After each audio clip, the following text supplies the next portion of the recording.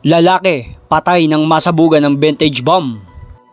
Pinagtulong-tulungan ng mga rescuers ang lalaki na nasabugan ng vintage bomb na nahanap nito at tinangkang buksan gamit ang grinder sa Sablan, Benguet hapon ng April 9. Duguan ang mukha nito sa lakas ng impact ng pagsabog.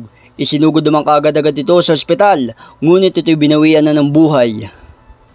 According to the neighbors, itong victim natin is dating nagtatrabaho as accordingly is treasure hunter.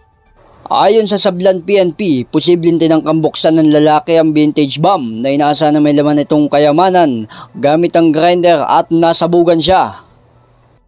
Nung narespondihan ma'am is yung dito po sa may kanang paa, visible po yung sa may tiyan at sa mukha po. Accordingly,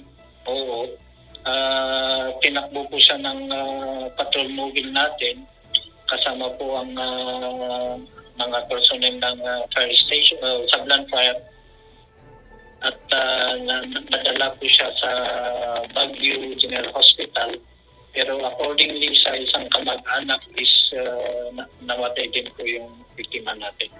Napagalaman rin ng pulisya na dating treasure hunter ang biktima kaya hinala nito kayamanan ng nahanap niya. Kinumpirma ng pulisya ang nahanap na vintage bomb ay mula pa noong World War II. Sinabi rin ng otoridad na hindi na bago sa lugar na makakita ng vintage bomb pero ngayon pa lang na mayroong sumabog at nasawi.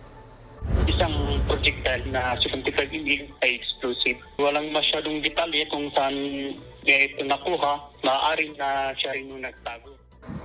Nitong Enero lang ay natagpuan ng vintage bomb na bumibigat ng 1,000 pounds sa ginagawang recrap sa bahagi ng Barangay Kamog.